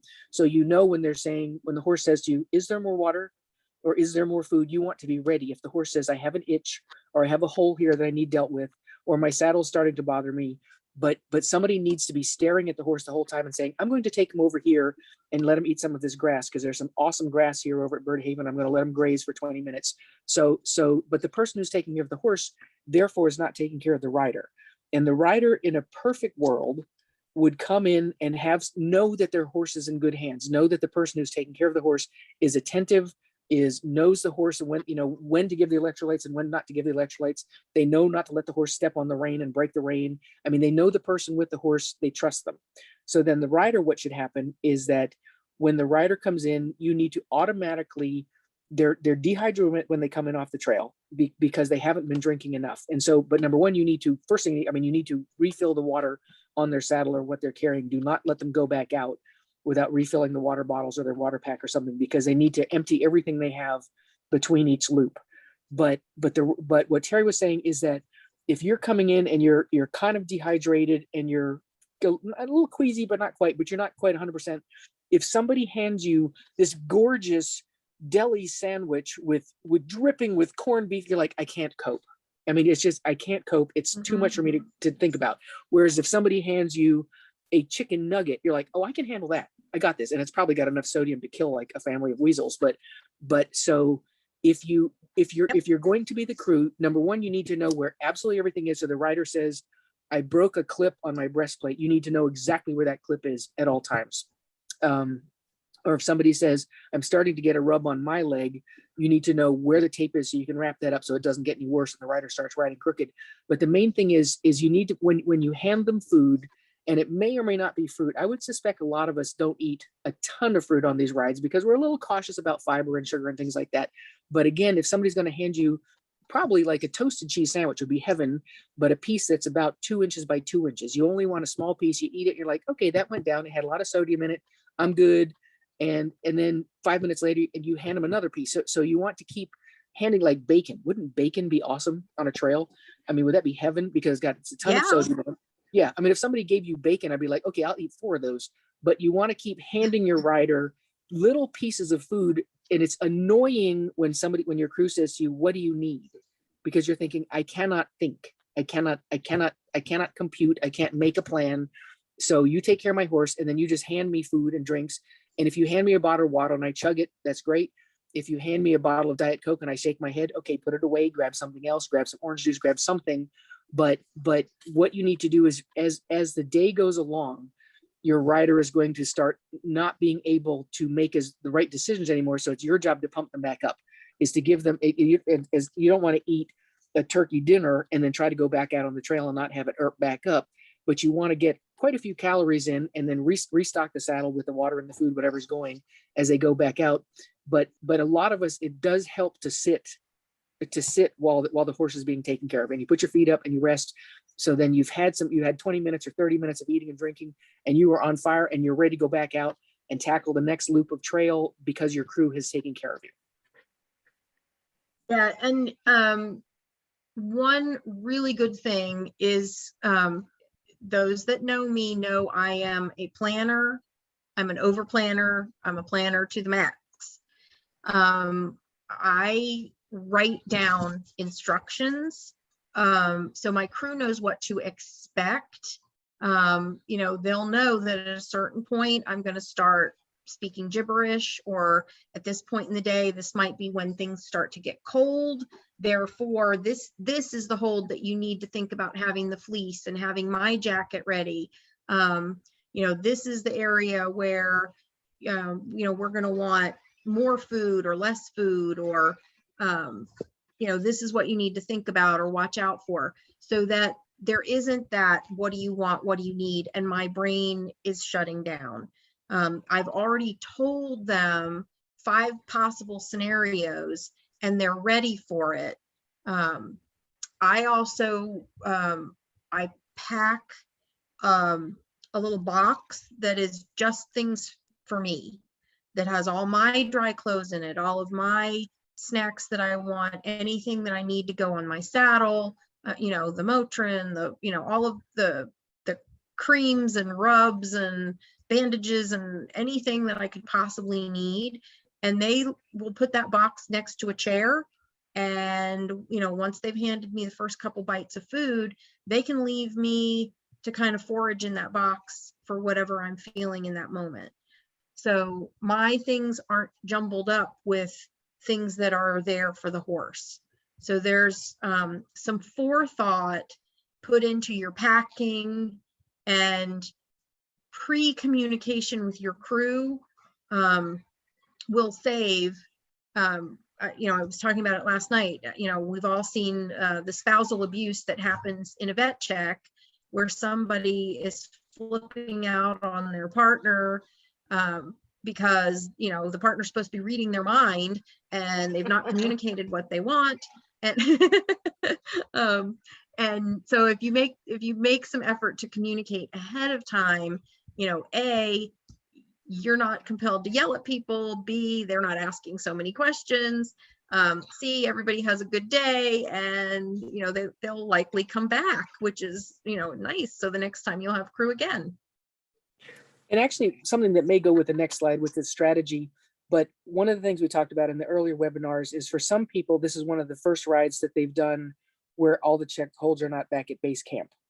And that's a little alarming, but you've got time to do this. So what we do is that, since we know that your first check is Bird Haven, and there is a possibility that your crew will get lost or run off to Mexico or do something and won't be there to meet you. Now, if that happens, you're actually okay, because all you do is you look forlorn, and everybody will provide you with food and electrolytes and blankets and hay or whatever. But so you have a chance. So that your first check is at Bird Haven. So what we do is we pack a bucket, and it's a 5-gallon bucket with a lid on it, and you write on it Bird Haven. And if we've taken 2 or 3 horses, then we would say Bird Haven, this one is for Fuji, and Bird Haven, this one is for Flo. And so I have in that bucket everything he would want. And of course, not a spare saddle pad. I need a bigger bucket than that. But I have a gallon Ziploc bag of grain, and I have a gallon Ziploc bag of hay cubes, and I have a gallon Ziploc, whatever he needs that would make him happy, so I can paw around. And you may and like we have a bucket, we've had a bucket forever, and it says finish line on it. And that bucket with a lid on it that says finish line, when we come across the finish line of the Old Dominion, you come down the driveway and you stop at those water tanks before going to the vet.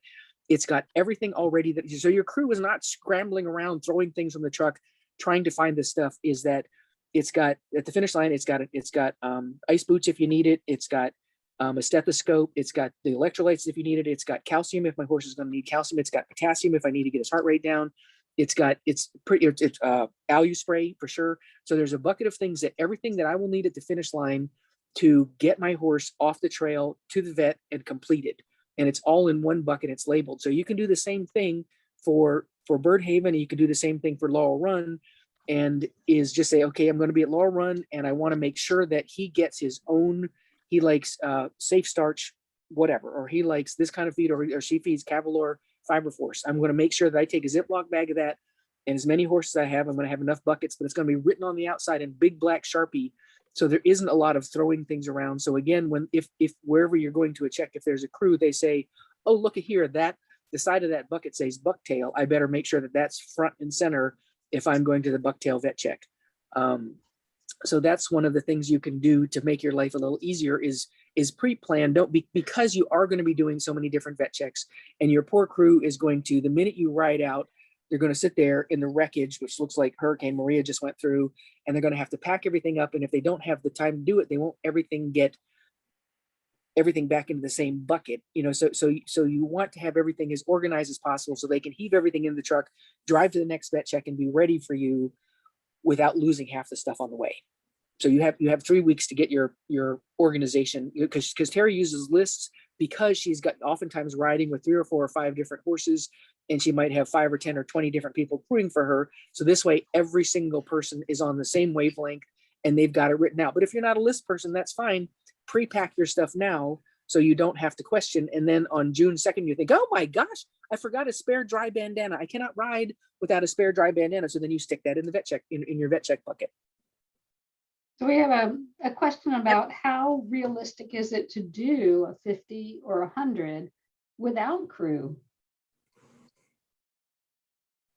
I think this 50 is absolutely doable without crew. For myself, I don't know that I would feel comfortable attempting the 100 without crew. I just know me. I know my horse. I don't think it would be a smart effort for me. There are plenty of people who do it. Because I think you never want to be at a point when your horse wants something and you don't have it. Is that, I don't care if you keel over and fall off a mile from the finish, but if your horse wants something, I want to have it there. So they need to get enough calories in, they need to get enough food in. Sure, you can graze along the way, but if you do that, you're not making the time you wish you were making. So it absolutely can be done. But if you don't have a crew, the same sort of thing is that, how am I going to get people to Bird Haven, is you can get stuff taken out to all the different holds and it will be there for you. And it's not the same as being taken care of and catered to. Terry and I like to be catered to. We like people to pat us and stroke us and tell us that we're doing wonderfully. But it's for the safety of the horse. It's for, without a crew, you can't have a drive saddle pad there. You want to have exactly what your horse needs at every moment to keep them smiling, because you'd feel like an absolute crumb if your girth was disgusting and nasty and you didn't have a way to clean it and you had to put it back on. Right. And I also think it's really important. I think it's really important to have that break from one another. You and your horse are so connected and in tune to one another during those loops that being able to walk away from each other for the 40 minutes, the 45 minutes, the 50 minutes, however long it is, and just take a little breath. I find that the partnership is stronger for that little break. And I will say that the 55 is very doable without crew, because you can go to Bird Haven, which is only by road 6 miles, and set your whole crew area up ahead of time. We open the gates the night before. You can take all your own stuff in there. And then after you're done with the ride, you can drive back over and get your stuff. We also have, and this is for anybody, but for the 55, especially if you don't have crew and don't have a way to get your stuff over there, you fill a bag, just like you do at No Frills for the away vet check. You fill a bag with what you need for your away vet check, and it gets put at a signpost that says Bird Haven. That will be taken out there, and it will be put between two trees that is marked with a big sign, crewless riders. Now, that's not clueless, that's crewless. And there will actually be volunteers hanging out in that area to help those riders come in, because you've identified yourself as a crewless rider. Now, the 100 people have done it. We actually have a category called the cavalry. And people have done it that you don't send anything, you have to use everything in nature. But we've had a lot of people complete this ride in the cavalry division, which is you carry everything you need on your saddle.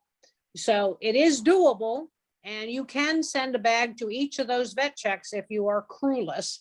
And there will be, you'll have to find it when you get there. But you can do it. It just takes a lot of pre-planning, and your stuff would be sent out and then brought back after the ride's over. Talking about utilizing nature, what is the etiquette if you have to pee while on trail? Do it fast. I mean, that's the gist. You just want to pick a spot when you're semi alone, go quick and scamper on down the trail. Cool. And make sure when you get back on the horse, you're going in the right direction. There's also It's a happened. question. Yeah, believe it. There's a question about where do you get calcium and potassium for horses? They sell wonderful bottles of things called CMPK and calcium gluconate and no salt. Those are good sources of all of those things. Mary Coleman will be at the Old Dominion ride, and she sells CMPK, calcium gluconate, and also no salt. Yeah, and the deal with the no salt is that it's the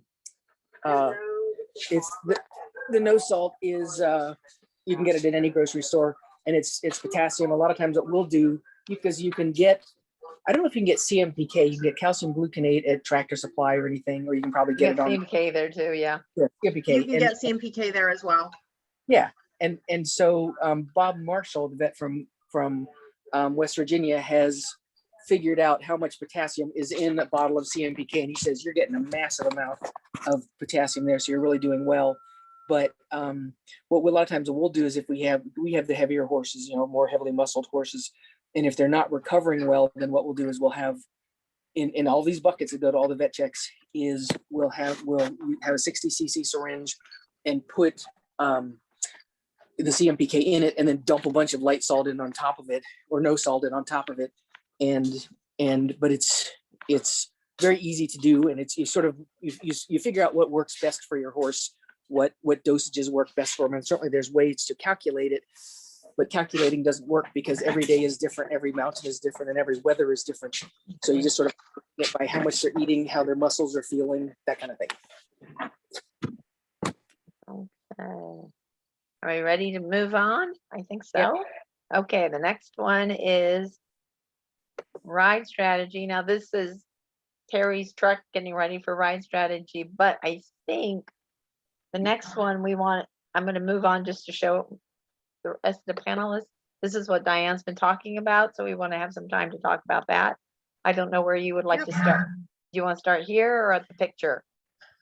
Well, either one is fine because they're all sort of wrapped up in one another. We talked about these loops and these distances earlier. We sort of gave copious amounts of advice on how to manage each of the loops. What we want you to note is that there are closing times for for each of the vet checks, which means you do want to look at the clock as you are traveling And know that if you do not make it into that hold by that time of day, then you have no opportunity. You cannot make up that time elsewhere. So we do just want you to be paying attention to the clock as you're moving. In terms of strategy, in terms of, yeah, sure, Diane. I just want to, for those that have never done the OD, to explain that these have been calculated over years of those times that Terry was referring to earlier, the fastest time people have come in and the slowest time people have come in. And this is based, and it's not actually, if you look carefully, it says last or latest pulse time. That Mhm. means you have to have your horse pulse down by that time and then add to that the 40 minutes or the 50 minutes. And that's technically the close time. But this has been calculated on the slowest horse coming through this hold and still getting across the finish line in time. So it's been Right. calculated over 4 years of comparison. I also, for those that are on this call that have ridden this ride many times, please take note of the highlighted yellow. These are changes in the hold times. Our hold times used to be straight down 45. We had some feedback of asking about the possibility of making the earlier hold times in the cool part of the day shorter so that the hold times in the heat of the day could be longer. So I consulted with Nick, our head vet, and he agreed that this would be a really good strategy. So any yellow highlighted, and I'm really pushing this for those that are used to our old hold times, are a change in the hold times. Birdhaven's 5 minutes shorter, and on the 55, Laurel runs 5 minutes longer. For the 100, the real heat of the day is bucktail, so that's where we added the 5 that we took away from Birdhaven. Yep. So that is, but the last pulse time is truly, if you don't get in by then, you really cannot cross the finish line if you moved forward, and you will get pulled from the ride. It is not a choice. It's not your choice to go on. The vets will actually pull you from the ride if you pulse down after this time on this chart. So this is something that actually you want to carry with you, and maybe you don't want to carry the whole list with you, but what we do, and I'm sure everybody does this, is that take a Sharpie and you have a lot of arm on you. But if I were going to ride the 50, I would write in a line across my arm. I would write 16, which is the mile into the first vet check. I don't care what the opening time is because I'm never going to beat the opening time. That's not relevant. So I would put 16, I would write 40, and I would write 11:15. And since I don't write vet check 1 because I know that's the first thing, but that means it's 16 miles into there. It's a 40-minute hold when I get there, and I better be there by well before 11:15 because I've got to get my pulse down. Then on the next line on my arm with a Sharpie, I'll write 17, and I'll write 50 minutes, and I'll write 3:45. But you don't want to be taken off guard by those closing times, because if something goes wrong, say you lose a shoe and you have to lead them in because your boot won't stay on or something like that, but you need to keep track of what is now called latest pulse time, but used to be called the closing time, is that's non-negotiable. So that is the pressure to get in there, and it won't be a problem for you unless something goes wrong, unless you go off trail a little bit and have to come back, or unless you lose a shoe or something happens. But you need to carry those numbers with you and look at them all the time. And if you say, I am 3 hours ahead of them, I am golden, that's a great feeling. But if you're not 3 hours ahead of them, you need to know if you need to hustle to get in there. Right. Yeah, that's very good advice. And, with regard to crewing strategy, I think the fact that any of us are on this webinar right now means that we're already a step ahead of the game, and we're planning, making some kind of a plan, organizing in some fashion. We had sort of the soup to nuts discussion last night of all of us organize differently. My method is literally, I have a manual. Okay, all of my things are written down, my lists are there, because that's how my brain works. If you're not a list maker, don't make a list, but you are planning. Make some sort of advance set of piles, if that's your thing, buckets, if that's your thing. Nothing worse than getting to a vet check and not having what you need, getting to the ride and not having what you need. So pre-planning all of those things will make your event that much more enjoyable, because you will know that you have all of the things for your horse, you have all of the things for you. Anybody that's helping you knows what you have and where it is. You know, whatever your organizational method is, just have one. That's the key to this whole thing. When you have so many moving parts and you're trying to get things from place to place and be successful at it, there just has to be a plan.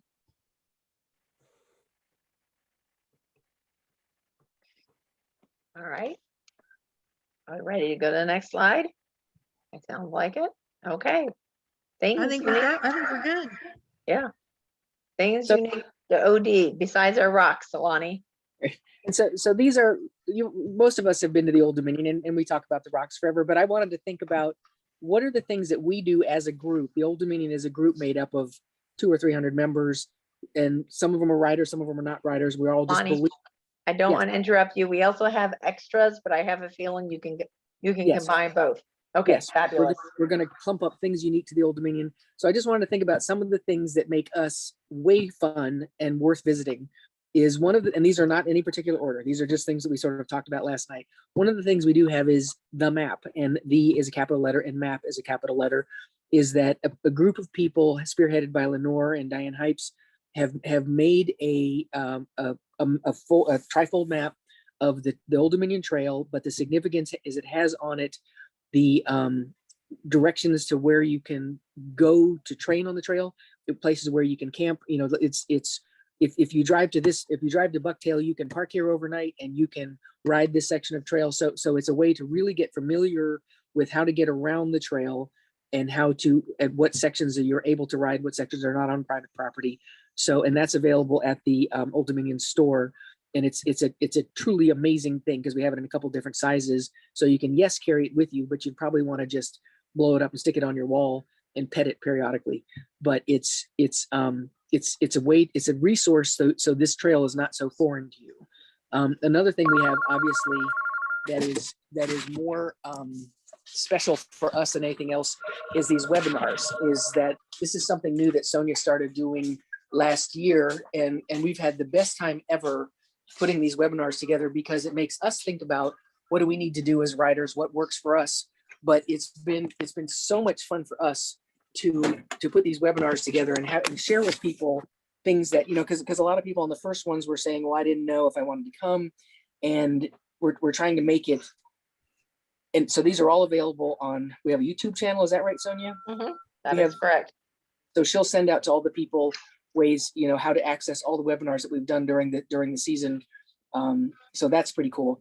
One of the things that's very near and dear to my heart is our vet team, is that we have usually for the June ride, we have a team of 10, 11, 12 veterinarians who are chosen for their experience and their wisdom and their compassion to the riders and their ability to keep people going, because the point of the veterinarians obviously is to keep the horses safe and have as many people finish as possible. We want as many people to finish this ride as we can possibly have, and the veterinarians will give you advice and tell you the things you need to do to make that happen. Another thing that people call the Old Dominion is jokingly referred to as the Beast of the East. And it's not just because it's hard, it's because it is a challenge. It's not something that you just go and do casually without thinking. I think the whole point of this conversation today is that we're talking about preparing, is don't just show up, but think about what you're going to need to do to make this successful and make it fun and not make it just kind of a long haul. Is what can I do to feel really amazingly accomplished at the end of the day, whether I'm doing the 25 or whether we're doing the 55 or the 100, every single one of the rides, when you finish, it is something that lives with you forever because it's not easy. It's something that you have to plan for and you have to attempt and try. And we don't always finish on the first try or the second try, but it's hard enough to make it stick in your brain for the rest of your life as something you really did that was amazing. Because another thing about the Old Dominion is the level of organization. Is Diane has been managing the rides for, we've had, a series of, I think we're up, I don't know how many rides we've done, whether we're at the 40th or the 50th ride. We've been doing this for a while, and Diane has organized all the things that we've done for the past 40 years. And so we have a tremendous ambulance team, and we have a tremendous radio team, and we have, the food team. I mean, it's so the level of organization we have is pretty amazing. And the way we can distribute information. I mean, we have our website, we have lots and lots of paperwork that gives people information on just how to drive to the vet checks and all that kind of.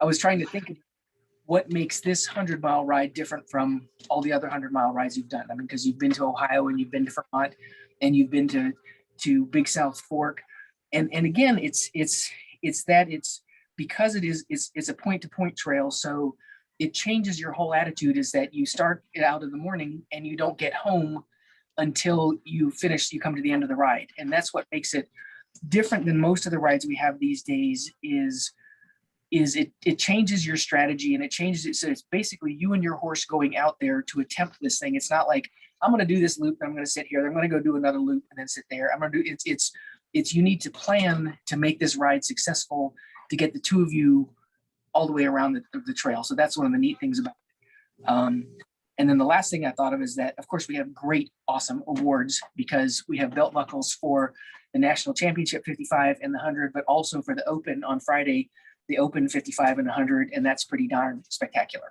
So those are the things I thought about that are unique to the Old Dominion. I realized, Diane, you were going to talk about this. Do you want to add anything? Well, the only other thing that unique is the fact that we probably go through every single weather from the beginning to the end of the ride. It will start out probably in the 60s, sometimes in the 50s. 95 degrees in the middle of the day, and it has been known to drop 40 degrees around 4 o'clock in the afternoon. We had one year where a thunderstorm blew through and it went from 99 degrees down to 55 degrees. Oh, We might have lost Diane, but that might have been also the year that we had hail. We had torrential rains, pseudo floods. Yeah, but that you need to be prepared. I've been accused of packing as though I am taking a trip around the world. You pack for every possible kind of weather for you and your horse, because if you heat up in the middle part of the day, and then you could be really, really chilly at night. okay. All right, I'm going to move on. We basically did cover this. This was extras that we're going to say, and Lonnie did that fabulous about. And then this is we hope that you can come view, see this view taken by Becky Pierman. She will be our photographer again this year. If you're riding the nationals, I believe she does a special portrait with you with your horse with a bouquet She of does, and carnations. it's fantastic. They're beautiful. So we hope that you come enjoy that, and you'll get to see the amazing ride camp. I remember the first year that I drove to Old Dominion and I saw the Old Dominion base camp, and it's just shocking. It's a sight to behold. It really is. And I'm going to move on, and I think, and this is volunteer. As we talk about the weather, or we didn't talk about the weather, as we talk about horrible. Diane, it's really hard to understand you. Our last 3 years, we have had the perfect low humidity, 80-degree weather. So Don't hex us. We want that again. Yes, we do. Don't talk about it. Good. And then we had put up a slide about volunteering, and there is still the No Frills link. It's obviously finished, but the National Championship volunteer link is still there. And Diane, I submitted mine today. And then, So this, somebody mentioned in the chat about making sure that the rider has fun and that they don't get to the vet checks without them. It becomes, I'm not sure what distance your rider is doing. If they're doing the 55, then the crews all go to Birdhaven and they stay at Birdhaven while the rider goes up to Laurel Run and comes back to Birdhaven. If your rider is doing the 100, the crews end up in an informal road rally. Yep. Okay. If you're doing the 100, it becomes a little bit of a thing because, you know, they all sort of pack up and end up driving that path from one vet check to another vet check in a little bit of a caravan. And then there's the jockey for what they all think is the best parking spot, you know, and the crews end up having, you know, little parties in the vet checks because there is that whole concept of hurry up and wait, because, you know, they're all rushing to get out to the next vet check that takes them 20 minutes to drive to and you 4 hours to get to. So they end up making friends with each other and chatting, and but there is, you know, a small sense of NASCAR going on while they're getting from vet check to vet check. That it's going to be hard for crews to get lost. But let me speak to that also. If you've never come to this, We got the rules. if you've never come to this ride, you will be given driving directions. It is good if you've never done this to have a co-pilot. I know of somebody who ended out down in Wardensville while their rider was at Bucktail. And of course, everybody jumped in and helped Holly out and got her everything she needed. But if you have a co-pilot, they can be reading the turn-by-turn directions to you while you're trying to get to Bucktail. Right. very cool. Okay, so we had our call for volunteers, and then if you've done any of our webinars before, these are our resources that we've put up before, just a smattering of things that we think are good. And that's basically the end. Lisa, do we have any more questions?